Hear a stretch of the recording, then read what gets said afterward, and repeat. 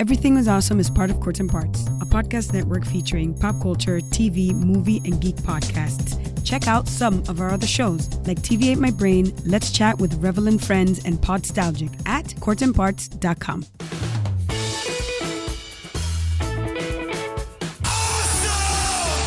Awesome. Just tell people they're awesome and mean it. Awesome. Did you have an awesome time? Did you drink awesome shooters and listen to awesome music and then just sit around and soak up each other's awesomeness? Awesome. That was awesome. You guys are awesome. No, you're awesome. No, you are awesome. Sir, you are awesome. Seriously. Awesome. Everything is awesome. Welcome to this week's edition of Everything is Awesome. I am your host, Kevin. This is a show where we sit down and talk to awesome people about awesome things. It's been quite a while since I've actually sat down and done an interview. We've done the last few episodes have been like solo episodes or me sitting around with my live show co-host, Mike, talking about what stuff. So I have not sat down to record a proper interview in quite some time. I'm excited to do it. This guest this week, I met him at the Philadelphia Podcast Festival, and the first thing I think I heard him, it caught my attention, is I was sitting there to the side with my staff shirt on, wearing my Eagles hat, and I hear him say, "My doppelganger's over there," because he has a beard and an Eagles hat. Welcome to the show, host of, and I probably should have, I definitely should have verified the official name, because I'm going to say something else that I know it's not, but it's the oh God, I'm so sorry. The Poppin Bottles Podcast. Oh, you're so close. Well, okay, give me the name of the podcast and then I'll introduce you again. The Poppin Bottles Dadcast. The Poppin Bottles. All right. So close. Welcome to the show. BK Mullen, Benjamin. I'm not sure what you go by, but thanks for doing the show. It's really anything of this. You could call me Susan, and I don't, whatever. I know you're talking to me. It's cool. Thank you for having me on, dude. Yes, no, I'm excited because we talked about doing this a little while ago, and then kids on both sides kind of stopped us from doing it. Speaking of children, at 10:09 at night, my 3-year-old daughter has wandered in. Hi, sweetie. Give me a kiss goodnight. I'll cuddle you when I'm done, okay? Oh. All right. And this is what happens. One of the other last interviews I did was with a comedian, and it was for the Robin Williams special that we did. Right. And that was like a Saturday night, I think. I forget when we recorded, but we let the kids stay up late. And she hung out in here the whole time that I did the podcast. In fact, Mike Pridgeon was my guest for that, and he was awesome, because I was like, halfway through the show, I was like, can we take like a 10-minute break so I can go cuddle her? Right. Somebody needs their cuddles, and there's plenty of time to do podcasting. Yeah. So let's kick it off with, I like to ask this question with other podcasters, is what's your podcasting origin? What made you want to sit down and start doing a podcast? Oh, gosh. Well, so it was about 2012. It was 2012. And up to that point, I had tried a whole bunch of different things to kind of try to, get my voice out there. I tried a blog, and that just kind of failed in my own brain, so I scrapped that. And then, and I tried music, and I even tried rapping for a little while, which I might try again. Who knows? I don't know. Wow. And nothing seemed to work out to where I could... be on a platform where I could say what I want to say and put my ideas out there and that sort of thing. I was a theater kid back in high school, but I didn't have time to do theater in my adult life. So one day I get an iPhone. And I love Apple forever. We all do. But yeah, one day I got to upgrade and I got an iPhone. And then I found out about the podcast app, which I guess it had come out a few years prior, but it didn't come with the phone yet. You had to download it. And so I was checking stuff out, and I found Smodcast with Kevin Smith. Okay. And I've always liked Kevin Smith movies, and at the time he was popping off on YouTube too, because he was starting to do his talks and stuff like that. Yeah. And then came the realization that I could do a podcast because I had a laptop and a microphone, and it was a shitty laptop and a shitty microphone, but I could do it, and I gave it a shot, and here I am. That's in 2017, still podcasting. It's neat to kind of continue the parallels. I believe, just based off of listening to your live show at Tattooed Moms for the 5th annual podcast fest here in Philly.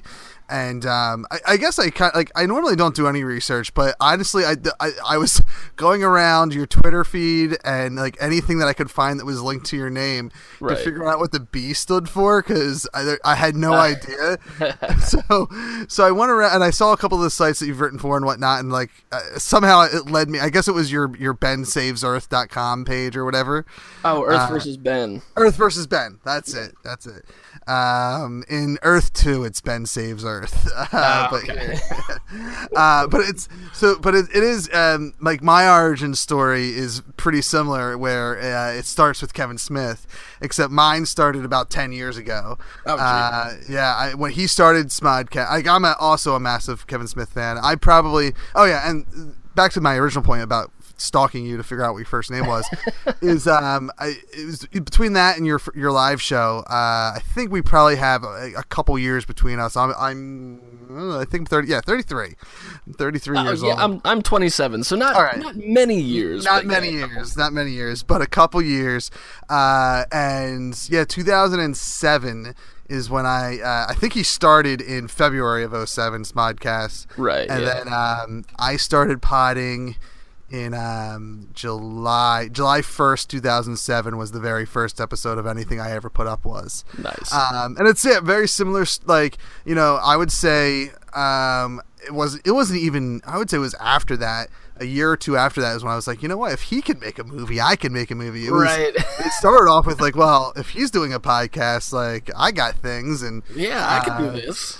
So I'm a massive fan of Smith as well, and where actually my fiance is in the same room. She walked in and she heard me say that, and she gave a little chuckle because I guess because I probably worship the ground that he walks on. We're actually going to he's coming to Philly in November, and I'm going for Babylon. And are you going? I might be. I went to the very first Philly Hollywood Babylon years ago now or something like that. It was like we were packed into the Trocadero, and like it was literally shoulder to shoulder people. Mm-hmm. And Ralph steps out first, and then Kevin, and everybody just exploded. It was amazing. Yeah, I haven't. The last time I haven't seen Kevin Smith live in Philly at all, and I have not seen his. We went to California recently, and it was happened to be the weekend that he was away for the London Comic-Con, but I was trying to find, because they were advertising tickets for Babylon. Right. Sorry, my fiance was going to flip a switch to turn the light off, and she looked at me. I was like, "Don't touch anything, no. please don't touch anything. Shut me down or something." Anyway, and so I tweeted at Ralph because I figured I have a better shot of him answering me than Kevin at this point. Right. And I was like, "Yo, I have a website that says there's a Babylon show this weekend. Is that true?" And it wasn't. There wasn't, because we were down there for a couple of days, and like our Friday night was pretty clear. So like if we could have gotten tickets, we were gonna go. So I'm excited. We're actually doing. I'm going to both Babylon and An Evening With back to back on the 3rd and 4th. So I'm pretty stoked for that. That's going to be an exciting. It's weird. It's a weird time because it's a couple and not to bring the show down, but it's a couple days before the year anniversary of my uncle's death. Oh, so like it's going to be a weird weekend where it's like he introduced me to Kevin Smith too, so it's like a really weird weekend. Dude, talk about up and down emotions, dang. Yeah, it's going to be an interesting weekend to say the least. But yeah. So what? is this podcast that you do now the say it again because I think I talked over you when you told me it was the Poppin Bottles Dadcast? That's the one. Boom, got it. Is that the first one that you started and you're continuing to do, or is there something else that you've done? So that's an interesting question. That's the longest running show that I have. So when I first started in 2012, I had a show called Michigas and Rum. That was my first show. And it lasted a couple of months, it was okay. But I wasn't entirely impressed with it. Like I was trying too hard. I was basically writing scripts beforehand. It was craziness. Wow. Okay. Yeah. And then one day we move into a new townhouse, and I noticed that the neighbor and his wife, they have 2 little girls, and their youngest one is the same age as my little girl, who had just been born. And so we started chit-chatting in the driveway, and we just started talking, and after a while we realized it had been about an hour and a half.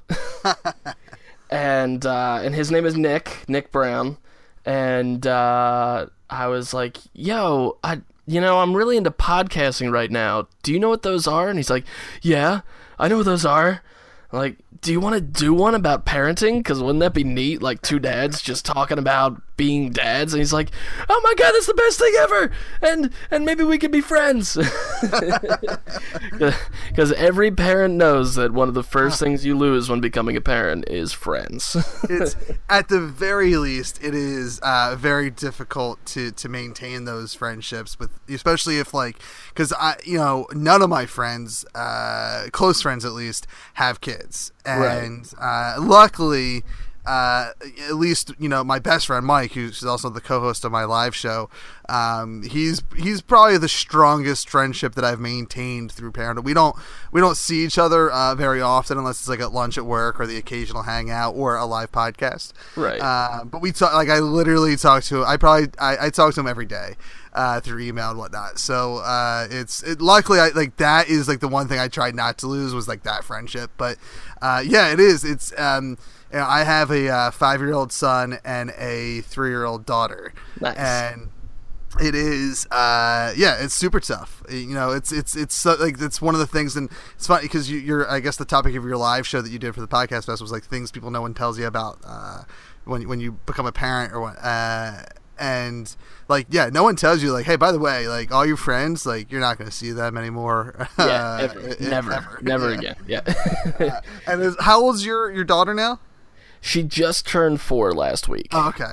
Well, see, I feel now it's at that once they hit 3 or so, and they kind of are a little bit more independent, it gets easier to kind of get back to your old life. I took. And first of all, going back to your original podcast, have no shame in it not being that a couple months. I've done I think in 10 years I've been a part of 13 different podcasts, and only 2 of them were substantial amount of time, including this one. I am exactly on the same level as you, because what I was gonna say was my first podcast was a couple of months, and then my second one was Poppin Bottles, and that's the longest running. But in between that, 2012 and 2017, I think I've started about, I want to say 15, 16 shows. Oh, wow, yeah. And I think 3 or 4 have had any modicum of success whatsoever. Well, and it's weird, because my definition of success for a podcast has way changed in the last decade. It started out being oh, I'm gonna make money. I'm gonna be, I want to be the biggest thing in podcasting, and it was, and I came from it from a radio point of view, because back then, 10 years ago, if you go back and you can think of any podcast from 10 years ago, there weren't many. Right. So, if you were an indie podcaster, really, for me, my basis was Philadelphia radio. And right around then, Talk FM, or what was it called? Free FM? Whatever it was called. Something or Free Talk FM, something like that. But that was, really hot. Stern had just left, or was getting, I think he had at least announced he was leaving. Yeah. Kid Chris was on, and he was, Barsky was on after him, or maybe just before him. Matt and Huggy were on from the 2 to 4 p.m. slot. Right. And we actually based my original show off of Matt and Huggy. It was 2 hours and 15-minute segments or whatever. And like we did radio. We didn't do. I don't think we did a traditional podcast that we know now. Right. And it's just it's back then it was like, well, I want to do this for a living, and now it's like, after 10 years of realizing that, hey, you're not going to make money doing this. It's all about like, oh, let me be creatively fulfilled. And like, I would assume that one of the issues you may have ran into is that it's hard to have do this with more than one person. Definitely. Because it's scheduling. It's just impossible. And then like I took about a year, maybe longer, 2 years. I stopped. I didn't really do a podcast on a regular basis. When my son was born, I took a year or two, and I think I want to say I started sitting down and recording with him, like when he was 3, and that was like right around when I started to kick this back up again, and just because he likes the idea of a podcast, so like he kind of like made me hop back into it almost, and that's like now it's all about like, hey. Like I feel creatively fulfilled. Like that's what I don't have to rely on another co-host. So like that's a big stressor that's gone. Right. And I can just sit around. I love to talk. Like my favorite thing in the world is to BS. So like creatively, I feel great. And now it's turned into like, all right, well, let's see how I can like one up myself basically. And like, right. I turned into doing the live shows, and then like do a live show at a comic book store, and we're actually in talks with doing a live show at a Ren Fair. I'm hoping that by the time I edit this, I can have a commercial for it. Cause we're literally in like the final talks about how it's going to work. Cause like, I don't know. I'm not a big Ren Fair guy. Are you?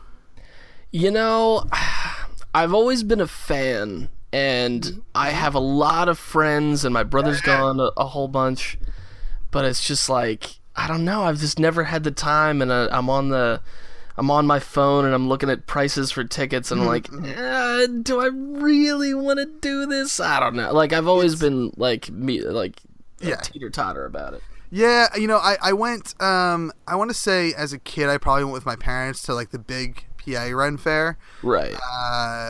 Once or twice as a kid, and then as a teenager / like young adult, I went with my friends once or twice, and like they're all super into it. And like I appreciate that like style of like fantasy and geek and stuff, but it's really not like Lord of the Rings. Like I watched them once, I'm never gonna watch them again. It took me forever to get into Game of Thrones, and I still am only on season 3. But it took me like forever. We have something to talk about, you and I, actually. Okay. Regarding Game of Thrones. Interesting. And you can cut this out if you want, but okay. Let me just say I had an idea based off of something someone said on Facebook about a Game of Thrones podcast, despite the fact that I have never seen a single episode. It's funny. We did, it was a way for my friend Mike. He was like, here's how I want to get you to watch Game of Thrones. We're going to do a Game of Thrones podcast. Nice. And it still took me 4 viewings of the pilot to get through it. I kept on falling asleep during it because it's... I've heard, like, everyone, like, even everyone that loves the show, I've heard that, like, it's just, like, it's a tough episode to get through because it's a lot of setup. Right. But we did. It's late to the late to the game, ... of Thrones. I get it. And it was like, the concept is my buddy is he watches it on the reg and I don't. Right. And but much like that's probably the most recent podcast that I started, and then it kind of just petered out because again, when you have to schedule it and like, all right, well, we have to watch this episode and then we have to meet by this time to record it, it just becomes way too hectic. And it was something that we did like at lunch because we work within like 10 minutes of each other, so it was like, hey, we can do this at lunch. And then it just became like, well, no, let's not do it. Yeah, scheduling gets crazy, man. But I think like stuff like that, like, I'm not necessarily a guy that needs to like a big like twist or hook for your podcast. Like if it's entertaining to me, which is literally as simple as two best friends sitting around talking, like that's all I need. If you go to Reddit, they hate that idea. Like I remember before I discovered the Philadelphia Podcasting Society, I just thought that the podcasting community were just a bunch of mean people because like it was Reddit at the time. Like that's all I really because now here's where our age gap probably helps you and hurts me is social media. Like I really just kind of learned how to use Twitter within the last year or so to like properly promote the show. I hate social media when it comes to like anything really. Like I use Facebook as like mainly like hey, let's post pictures of the kids, and every now and then I'll say something stupid, but and then Twitter's all about just like, hey, let's promote the show and whatnot.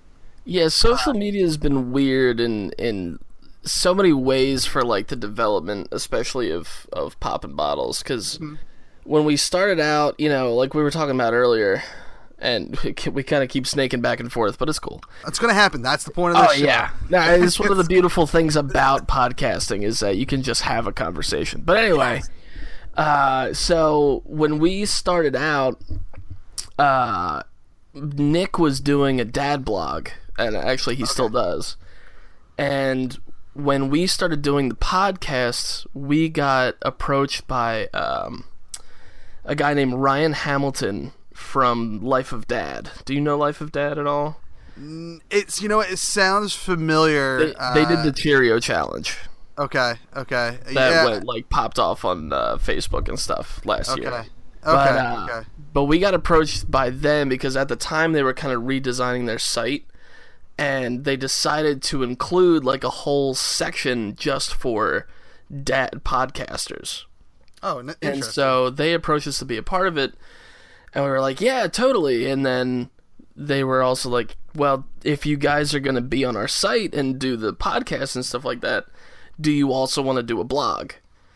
And he was all in for it, and I was like, sure, maybe, kind of sure. And so what's been really weird with like the development of the podcast and everything is that as the years have gone by, we've gotten a lot of like promotional stuff and sponsorships and that sort of thing for the blog. And then we would tack on, you know, hey, we also do a podcast, so how about we mention your brand during the podcast as well as doing this blog post for you and that sort of thing. And they all thought it was great. And after a while, it sort of started to switch over to, you know, 50-50. They want a blog and a podcast. And then it sort of started to lean towards more podcast than blog. And then all of a sudden, it was like almost dropped the podcast completely, and all they wanted was social media, you know? So it's been so crazy, like, the balance of everything. Well, yeah, because of social media and stuff like that. Yeah, and it's, you know, always evolving. Like, I mean, when literally, again, you know, this is podcasting. The way to promote started out on MySpace. Like that's how, that's how we through. And I don't even remember the MySpace lingo, but through notes, maybe. I have no idea. I don't know. All I remember is Tom and my top 5, and my profile song was oh gosh, what was it called? Cut my life into pieces. Oh, I don't even remember profile songs. I don't know. Oh gosh, I don't. It was terrible, dude.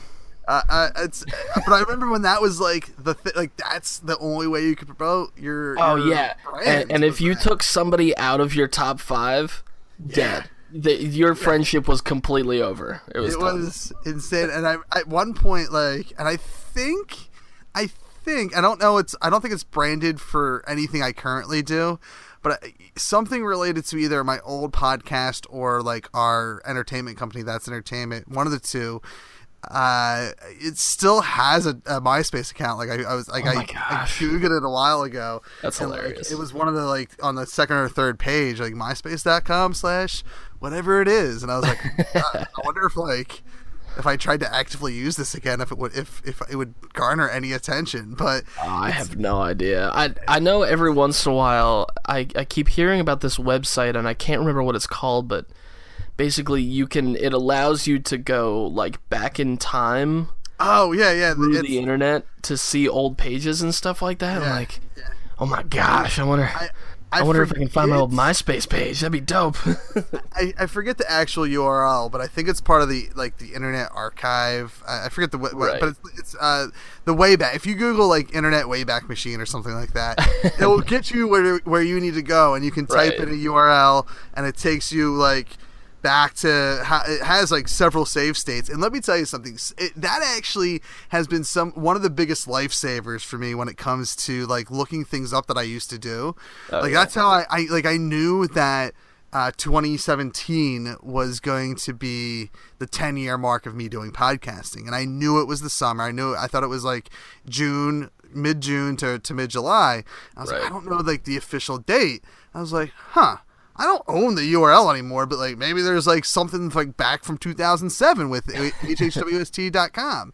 And absolutely, like I typed it in and it was there, and I was able to go back far enough to where like I saw the first episode. And like I've done that I used to wrestle like WWE style wrestling. Nice. And I was looking something up for that, like to figure out like, you know, what one of the shows we did, like I don't know. I need to know this stuff because it's not important. It's like my own personal pop culture that no one else cares about but me.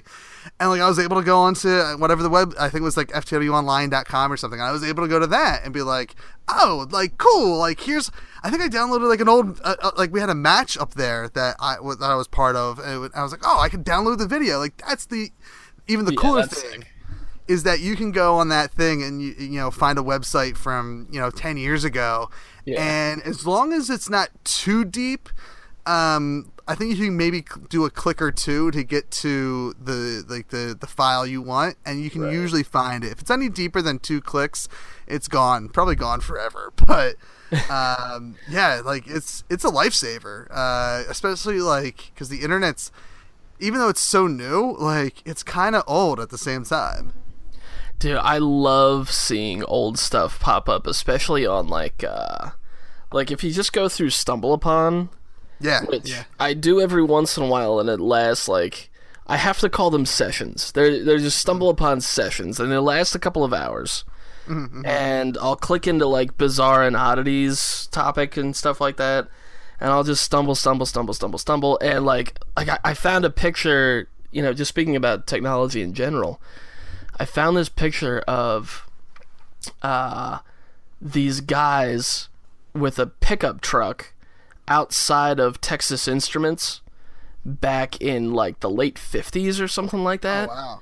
And they're loading this gigantic box, like it must have been 7 foot tall by 8 foot long, by 3 feet wide or something like that.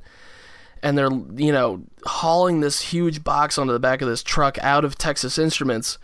And it's labeled, moving a 5 millibyte storage rack or something like that. Like some insane, crazy small amount of space that, like, you can buy this tiny little disc that holds a terabyte now for $100. Like, I can't even imagine that.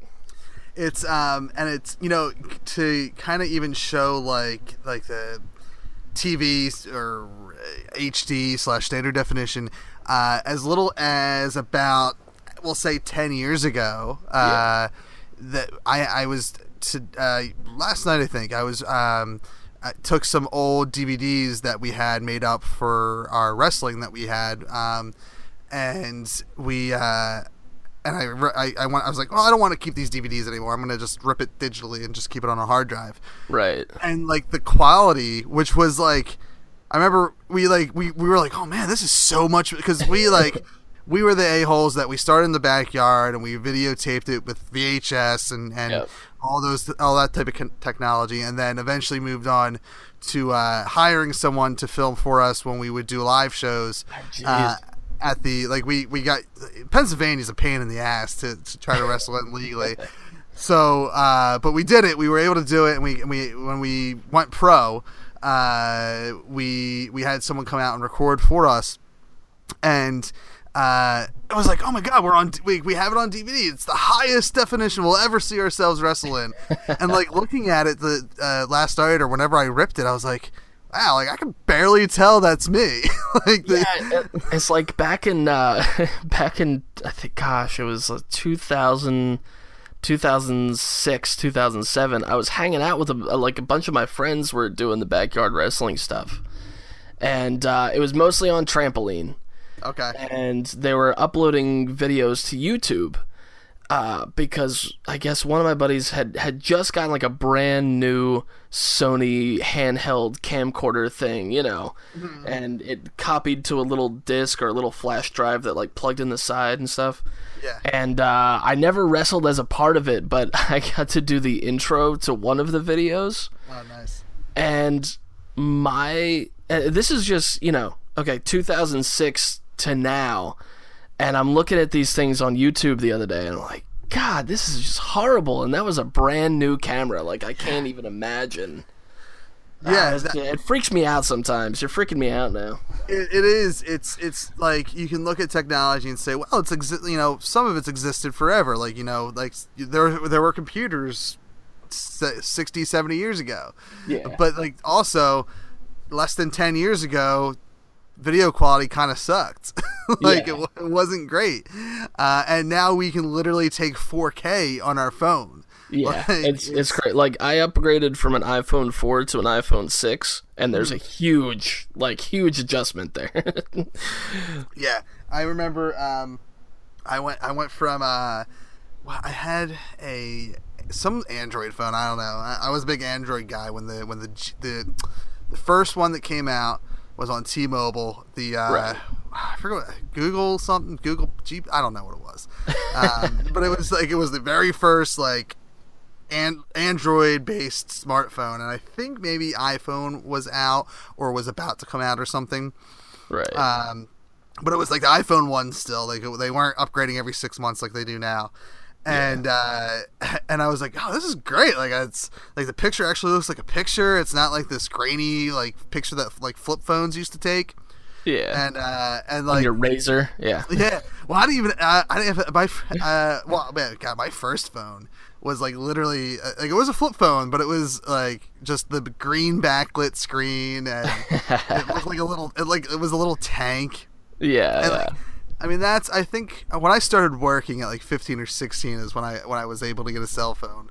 And so like it's about, I will say, 18 years ago. So even that, like, that's a short amount of time to see technology go from like literally a phone that all it could do was call and I assume text. I assume I was able to text on it.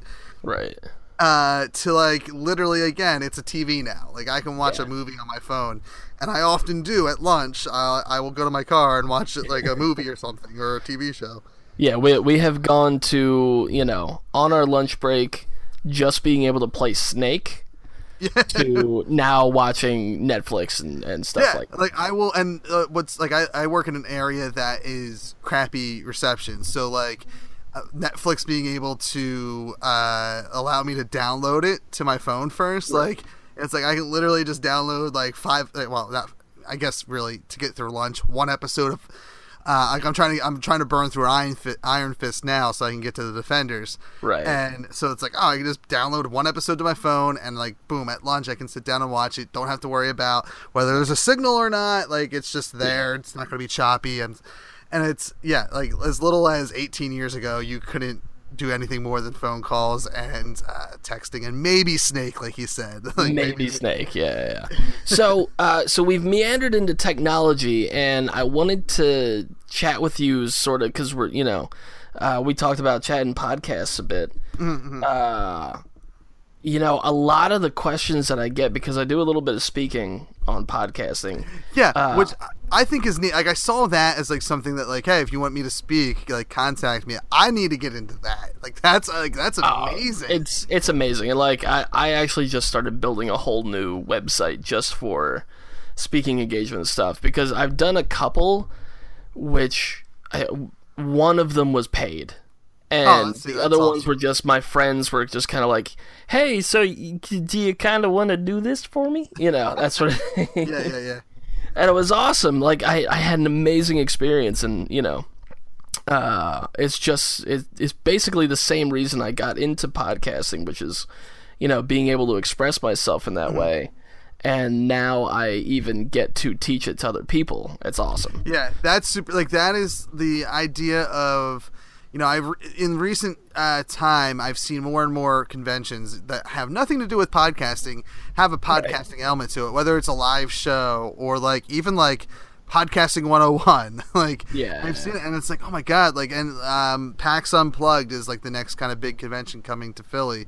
I was like, well, that's kind of role playing in podcasting is, even though it's been around, I think there's been shows that have been around since the beginning of podcasting with it. It's actually still a relatively new thing. It had a boom a couple of years ago, and it's just kind of been going great ever since. But they're just starting to hit cons within the last 2 years and whatnot. So I was like, well, I mean, I'm not a tabletop player necessarily, but I do a lot of interviews and I'm a tabletop fan. Let me try to get into that scene. And like I said, the Renaissance Fair is I think an untapped, unconventional scene that I'm trying to get into. I'll tell you what we should do though. We should go to the gaming con and we should just set up next to a table and pretend like we're sportscasters, and we'll just do a show. We'll just be calling a Magic game, basically. It's oh, he played the big one. Oh no, I wish that I still knew Magic well enough, because that, I know. Right in this moment, I tried to think of a valid card that I could just call out. I'm no, I forget. Yeah. And even if I could think of a valid card, it was valid 10 years ago. I played Magic. My brother-in-law is he used to play it as a kid too, and I want to say a year or two ago, he's like, "Hey, let's start playing Magic," and I was like, yeah, I used to play Magic. So we started playing, and it blew my mind. The new, it's so complicated to even play now. It's there's crazy. Colorless Magic, and what there's you can have a card that you can ride. What, a transportation card? What's going on? And yet somehow Pokemon now is way more complicated, and I don't understand it for a second. I played. I don't think I ever got into Pokemon cards as a kid. I was a fan of the show and a fan of the I played Pokemon Red, or whatever the original game was, Red and Blue. But I never got into the card game, and I don't know why. And my son, he's only into it because his older cousin's into it. So I tried to sit down and play a game with him of Pokemon, but I'm I don't know if I'm even playing right. I kind of used my old school Magic knowledge to inform how I played that game, and I don't know if it started right at all. But going back to technology, you were going on you had a question that you were going to say about technology. Yeah. So I've noticed over the course of my, I guess you would call it a podcasting career. I don't know. Yeah. I don't know if I want to go that far, but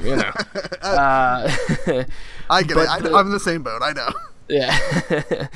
But the change in technology with this has been, I feel like there was a gradual period, if I put my own timeline in perspective, 2012 when I started with my cheap Dell laptop, and I had one of those the long skinny microphones that used to come with desktops. Yeah. I was using one of those, right? And about 2 years into the podcast, my parents bought me a Blue Yeti. Okay. And at the time, they were just starting to kind of, put it into their marketing that it's good for interviewing. They wouldn't even use the word podcast. They just said interviewing, right? Yeah. And as far as stuff like Zencastr, so that takes us to 2014. Zencastr, I don't think was even around yet. No, Zencastr is relatively new.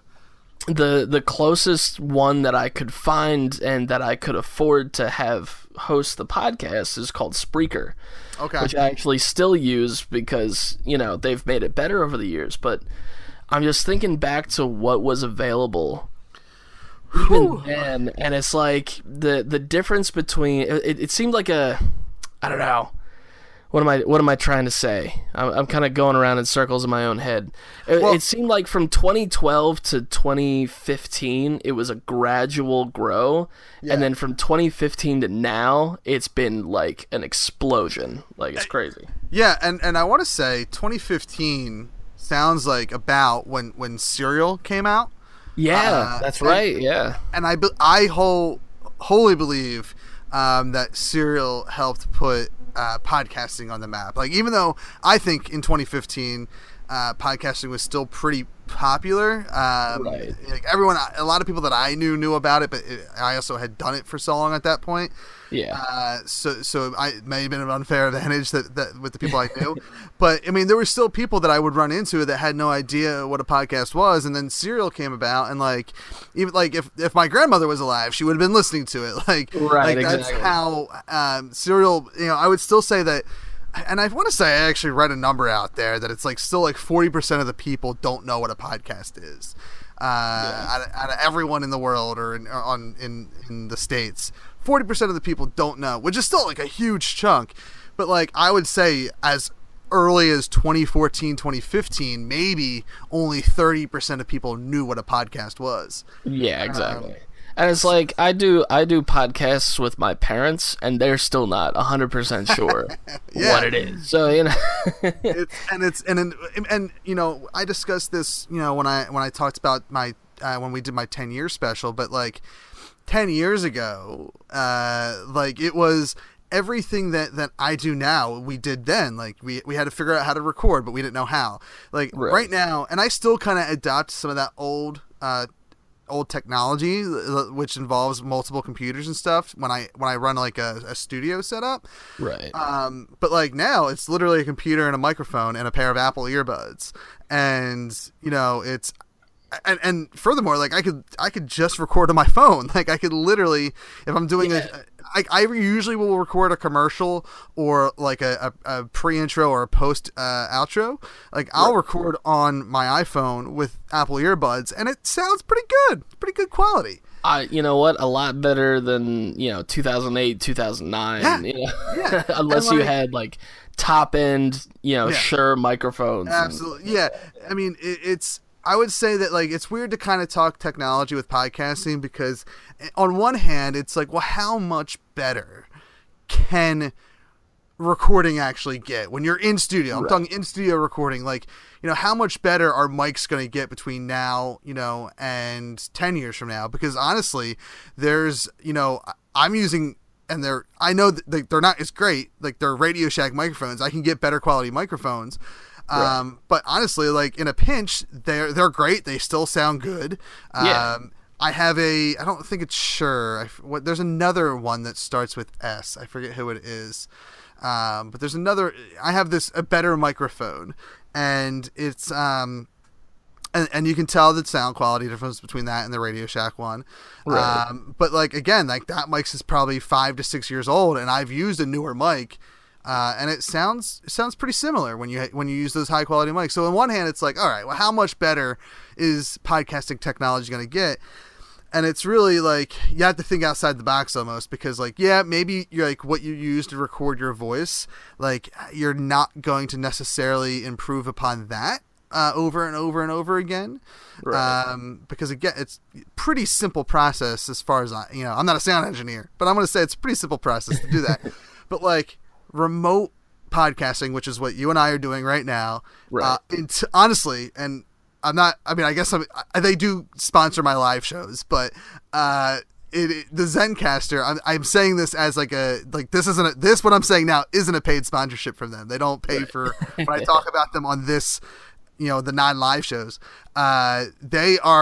I have never had a remote podcast sound better than I do with Zencastr, because to start back 10 years ago, you had to, like, I don't even know if Skype was around 10 years ago. I think they were, but just for like conference calls, basically. Yeah. Like there was no video whatsoever. And I want to say Google Hangouts had just started about 10 years ago, because I remember it was crap. And you know, it wasn't even called Hangouts. It was just Google Chat, and you could do voice in Google Chat. And that's how we recorded like one of the first episodes that I ever did. The first episode I ever did, I was actually in Maine for work. So like, I don't know. I mean, it's a podcast. I don't know why we didn't just say, let's wait till I get home, but whatever. Like we said, we got to record it tonight, and I'm in Maine. And like, it used to be like my producer had like 4 computers set up, because he had to have me on one computer, my co-host on another computer. He had to have record on one computer. He had to have a soundboard on another computer, and he had to have phones on another computer. Yeah. So it was a crazy setup, and it wasn't until Skype started becoming more popular that they started developing like Skype recorder programs. Right. And I used to use them, and like they're good. Like at least you get it recorded, but you still hear like that bandwidth issue, like where voices drop or they elongate or something. And like finally in 2016, when I started using Zencastr, because I was having audio drift issues, which with Skype call recorder you can't fix. Like you get one track. Right. So you can't or fix that. you download it as an MP3 to an editing thing, and then you have to sit there for 7 hours and edit it. Yeah. I mean, I did 4 interviews. One of them was 2 hours long. 3 of them were an hour long. 5 hours of my life, 5 hours, of in total of guests donating their time to me, that suffered from audio drift, and I wasn't gonna.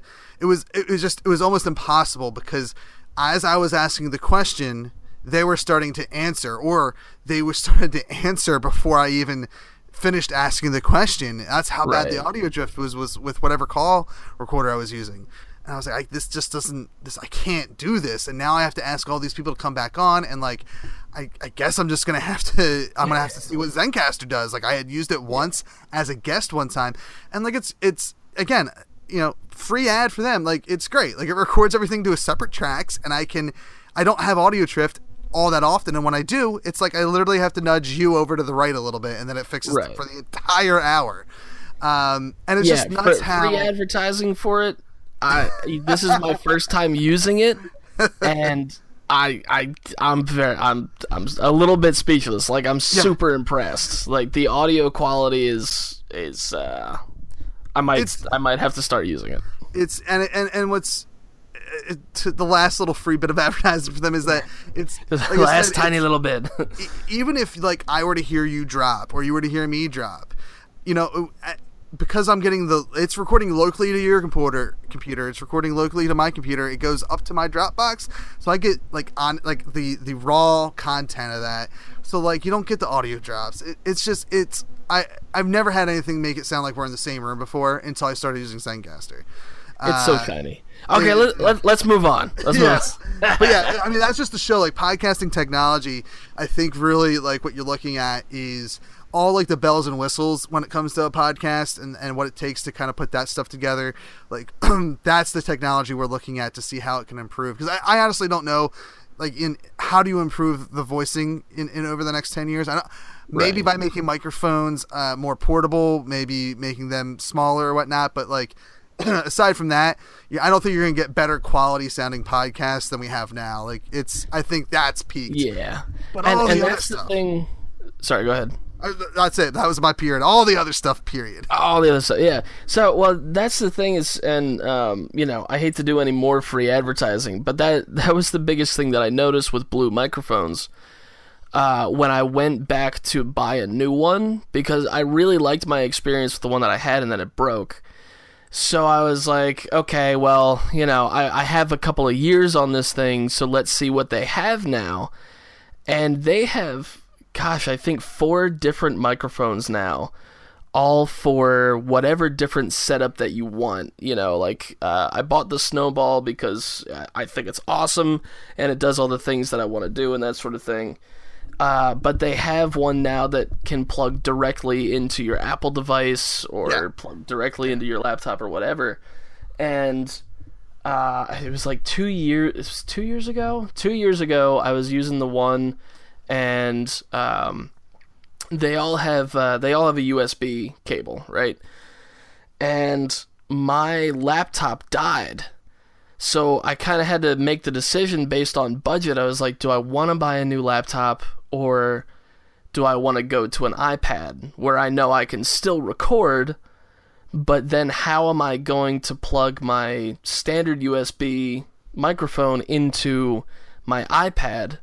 And that's when I found the exact, I guess, do they call it dongles still? I mean, I do. As a guy that works in the IT field, I still call it dongle. I use that word today, actually. Right. So I actually found the perfect dongle while I was walking through a tech store. And it's meant to be, the Lightning USB and to a female USB receptacle for transferring photos from a camera, but it's still got all the bits and pieces in it that I need for my USB microphone. So I picked it up. It was like $15 at the time, and now you can get one for $5. But yeah, I plugged it into my I bought an iPad. I bought this immediately, and I went home, and the first thing I did after setting it up was download the app for the host site that I was using, and I plugged in my microphone, and it sounded amazing, and I jumped for joy. It was amazing. Yeah. It's like the most portable thing I could possibly think of aside from just doing it on my phone. Yeah, I mean, it gives you options when it comes to, like, you don't have to go out and get that, like, the H4 or the H6, which is, like, a nice piece of equipment, and as from an editing standpoint, makes a whole lot of sense to get.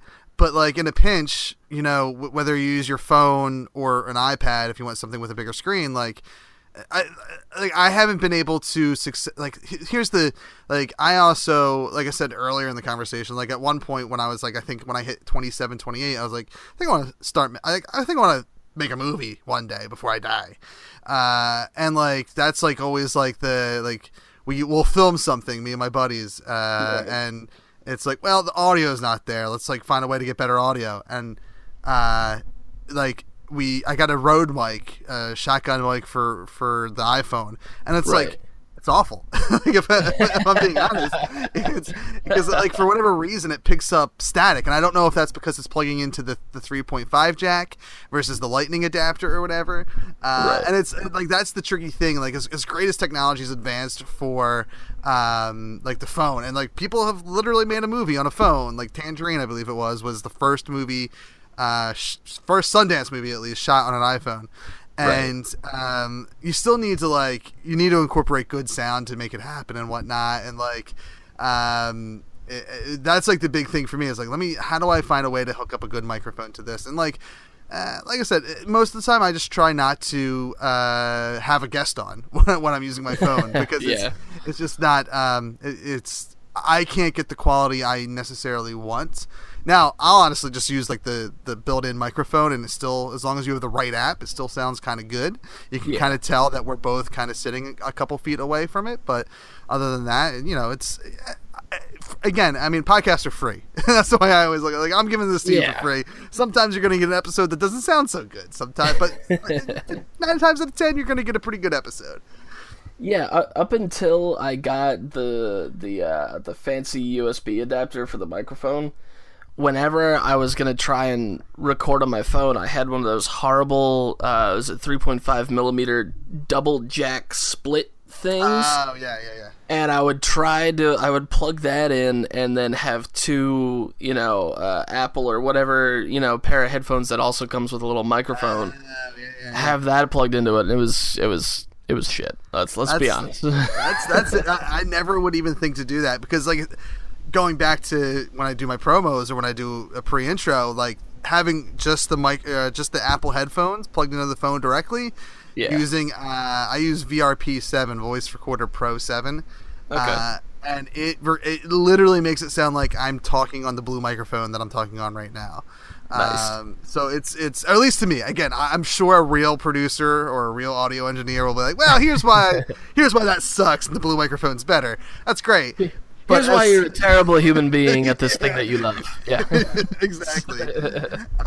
But yeah, it's I mean, and my thing with like podcasting and like is that like I'm glad that it's almost at this point in 2017 it's so easy for anyone to do. Like, I'm of the mindset that everyone should try to do one, because I don't know. It makes a lot of sense. Like, everyone has a unique story. I mean, I have a big queue of podcasts to listen to, and I'll happily add yours to it. I might not get to it for a year, but like, I'm all for like a new voice and whatnot. And I'm glad that it's like, it is, I think, for doing a podcast, like, as a guy who is, I feel like I'm a content creator, the easiest thing to do at this point is a podcast. Yeah, absolutely. I mean, I don't know anyone that doesn't have a smartphone.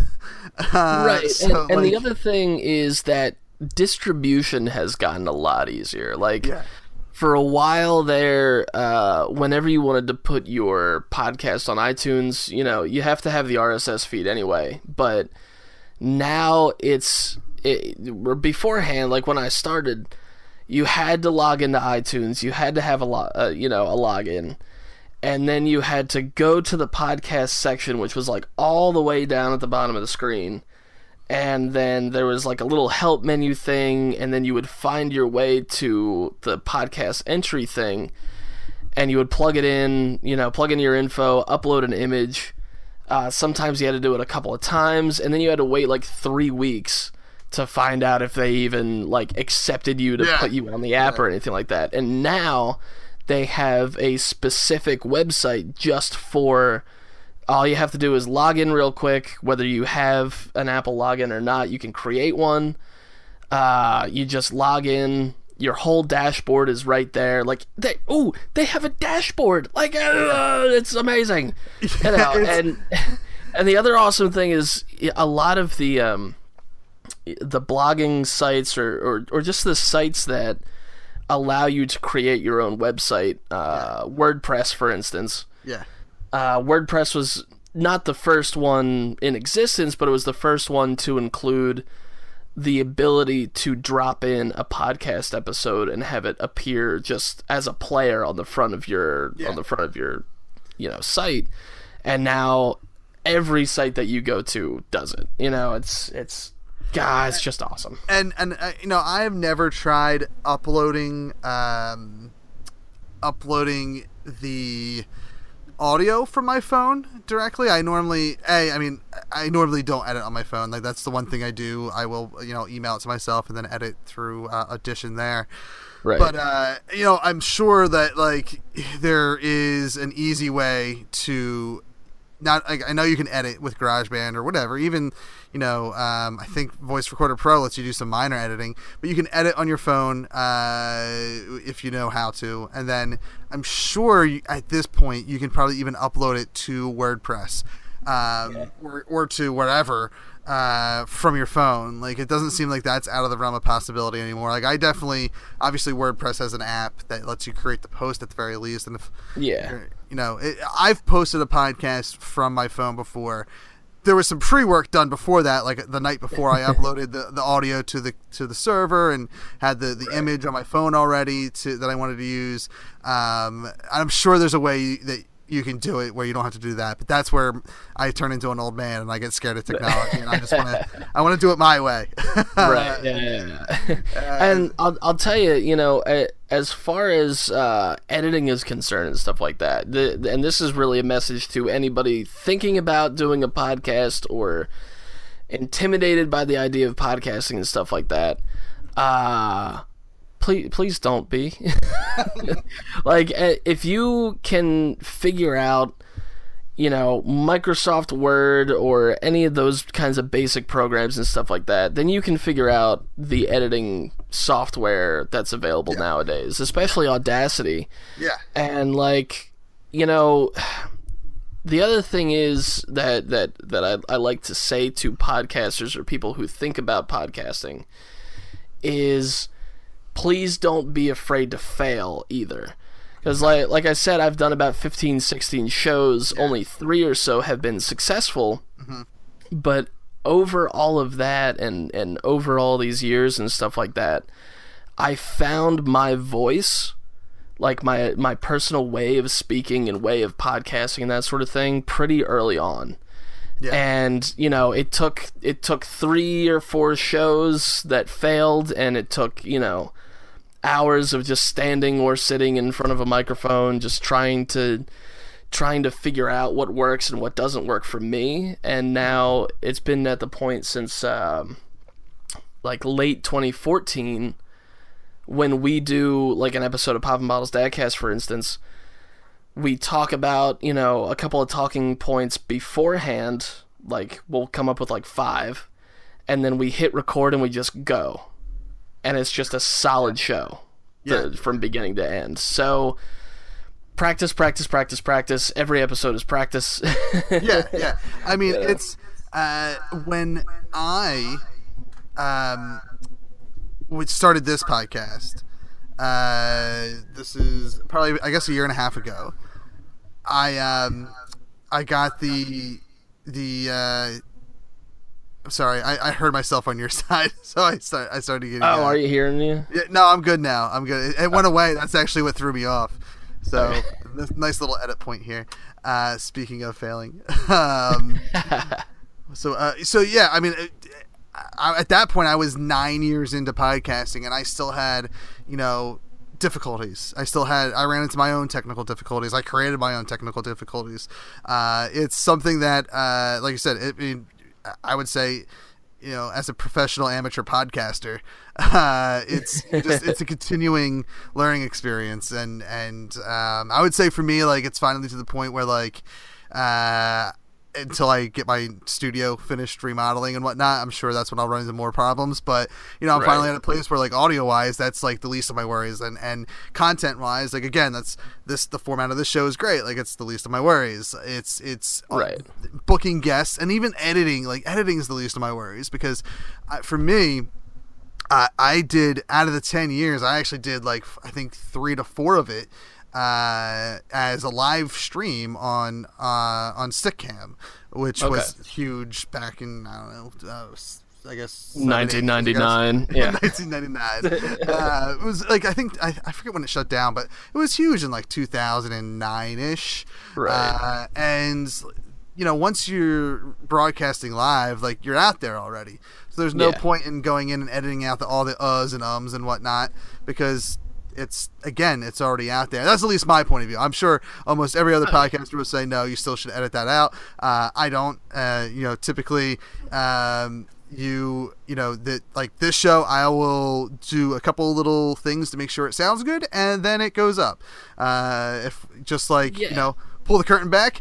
Ben and I fumbled a little bit, and I'm going to edit a little bit something out of this. But other than that, like, rare. Unless, like, someone specifically says, hey, can you edit this thing I set out, because I don't want people to know that I work wherever. I'm like, all right, yeah, I'll edit that out. But other than that, everything goes up because it's just easier. Yeah, and one of the awesome things that kind of became, I think, realized, or maybe it's just me and I'm onto something, I have no idea.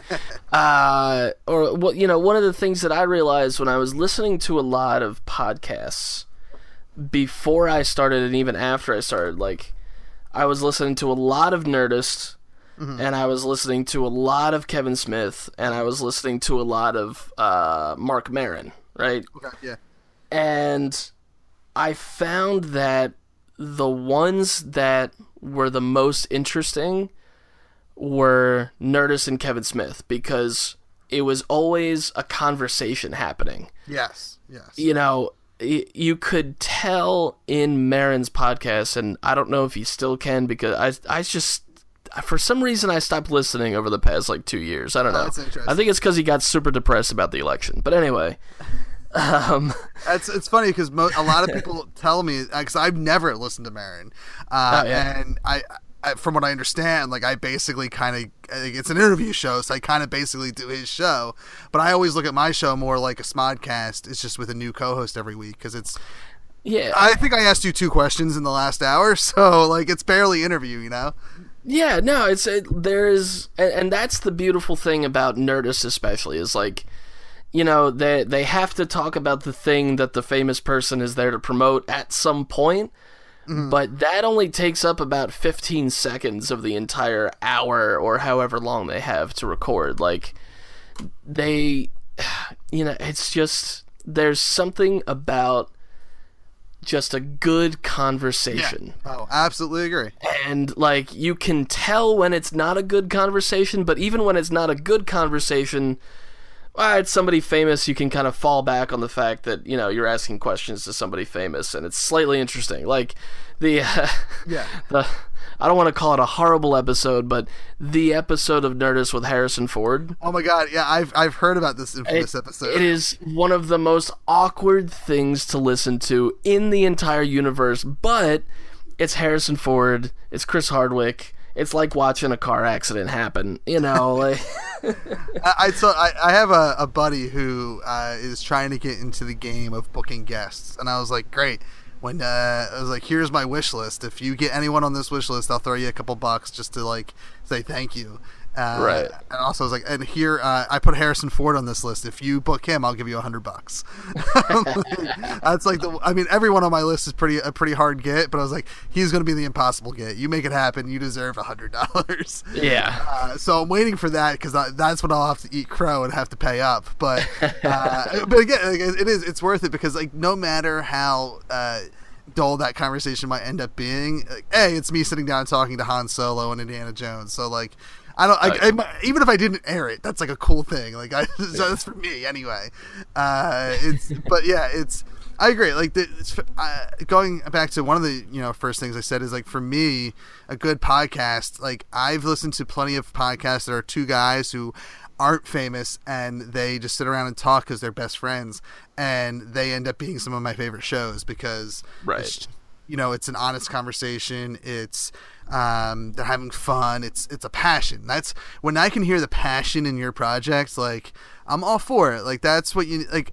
I would say that's 9/10 of podcasting is passion, because I've been in it when I haven't had passion, and that's when you start I'll skip a week, or I won't, I'll skip a couple weeks or whatever. And like, I mean, it's happened on this show when, going through what I went through with my when my uncle had cancer, like it's just, they finally hit a point where it's like, I just can't do it. Like, I need to laugh and not, I need to focus on I need to be a content absorber instead of a content creator and whatnot. Yeah. And I go through those kinds of like lulls every once in a while where it's, I'll go from doing, at least a podcast a week. Sometimes, every couple of weeks I'll do 2 in 1 week. And that'll go on for about 3 months. And then the following 3 months, I'll probably put out like, I don't know, maybe 6 episodes. and it's just because I need to recharge in a way. Yeah. Like, and it's also harder when you have kids as well. Like, you have to... Oh, yeah. Like, I mean, I have a lot of guests that are like, well, I can't do your show at 10 or 11 o'clock at night. I'm like, all right, well, I get it. Like, I understand. But I was like, my kids are monsters and they're awake till 10. So, like, I can't do it until, like, that. I mean, it's, sorry that they rule me and it's not the other way around, but, and I feel like I'm, like, now that, like the new school year is starting, like, it's finally to a point where I can maybe have normal hours, slightly normal hours again. But like, that's, I mean, you do get burned out from doing it because, like, as easy as it is, and as much as I tell everyone you should do a podcast, like, there is a flip side. Like, you will get burned out. It is like, it's not easy work, but if it's something you're interested in, like, as long as you pick a topic that you're passionate about, it will never really feel like work. It'll just, maybe it will, but like, you'll be able to push through it, and maybe you'll have a little bit of a burnout here and there. But like you said, you can usually recharge. For me, it's usually because like, I don't think I recorded. Like I said, I don't think I've recorded a proper interview in like 3 or 4 weeks. Right. And that's just because, like, we've been going on vacations and whatnot. So, like, well, I don't want to schedule an interview unless I have to during like a prep week for a vacation almost. Right. And then I find, like you said, like this week, somehow I booked an interview tonight and tomorrow. I'm a guest on Wednesday, and then I'm a guest on another show on Saturday. So, like, I was like, well, I booked myself 4 times for something this week. What the hell happened? Right. So, yeah, it's the same thing. And I think that's, like, I think as long as you know what you're getting into, you just kind of, like, it's like a roller coaster, a fun roller coaster. Yeah, and it's like, there's no FCC of podcasting. Like, there's no ratings board. There's no, there's nobody out there. I mean, there's plenty of people out there who are going to tell you that you shouldn't, but there's nobody out there that will tell you that you can't or make you not do it. So, like, it's something that I've been kind of toying with a couple of shows that I've had going on, is because I know that eventually I'm going to burn out at some point. I'm going to need to recharge. Just do it in seasons, Yeah, it's like... Season 1 was, episode 1 right up until the last episode where I felt like, okay, I'm really trying to push myself and I'm really, beating my brain into a desk before I turn on the microphone just so I can have something to talk about. I was like, hey, my eye hurts. that sort of thing. And it's, yeah, there's no FCC of podcasting. Yeah. Do what you want and, pick a topic that you're passionate about, like you said. And, yeah. Yeah, I would say there's no bad topic except for like hate. Like, just don't be an asshole, really. Yeah, don't be a white supremacist on the thing. Don't. I mean, I guess there's no one stopping you from doing that yet, but yeah, it's the whole free speech and that sort of thing, and hopefully, really, if you want to talk about that sort of stuff, no one will listen to you. But But I mean, I guess if it's talking aimlessly into a microphone by yourself, or actually going and committing hate crimes, I guess take the podcasting route. Just realize not many people are going to listen to you. Yeah. This podcast does not support hate. Not at all. That's a weird little topic that I went on. Let's veer away from that. Well, it has been about an hour, and for us East Coasters, it's 11 o'clock, almost 11:30 at night. So I know that I have to get up and do some work tomorrow at some point. So I will let you go unless you have any final words that you need to lay out there for people. I'll have a little nerdgasm real quick and just say, to all you Earthlings out there, Klaatu Barada Nikto. Wow, I thought I was a nerd, but I have no idea what that means. So, well, you're gonna have to look it up, son. I'm going to have to, because I pride myself on being like a geeky nerd, but the more that I talk to people, I realize maybe I just kind of I know pop culture. I'm not really an expert at anything when it comes to nerdery. I just I have my feet in everything. Yeah. So, well, anyway, Ben, thanks for doing the show. Give your plugs out there so people know where to find you and your shows and whatever it is that you're doing out there. Yeah, thanks so much for having me on, man. It was really awesome getting to meet you in Philly, where we were doing a live episode of the Poppin Bottles Dadcast with me and my buddy Nick Brown. All of these are on iTunes, by the way. I also do an Earth vs. Ben episode every couple weeks. Ooh, gosh. Oh, gosh. One sec. I need a drink. Too. Not a problem. Oh, yeah. Oh, gosh.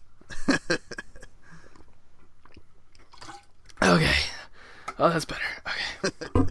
All right, we'll try that again. Thank you. Well, thanks so much for having me on the show, dude. It was really awesome getting to meet you. I do the Poppin Bottles Dadcast with my buddy Nick, which is every week. And I also do Earth vs. Ben, which is also the name of my blog. And you can follow me on Twitter and Instagram at BK Mullen_, where you will find all of the other miscellaneous things that I do. I'm about to start a podcast with my mom. I do a podcast with my wife. I do a podcast with my dad called Dad's in the Kitchen, which is also available on iTunes. All that jazz. And, go subscribe. Go listen, because I may not be good at many things, but I am good at having a conversation. Yes, it is literally what I say all the time about myself. It is weird, the parallels that we have. Strange, even. It's like a doppelganger of sorts for each of us. Except it is kind of weird, but not. Yeah, at least we're cute, right? Yes, exactly.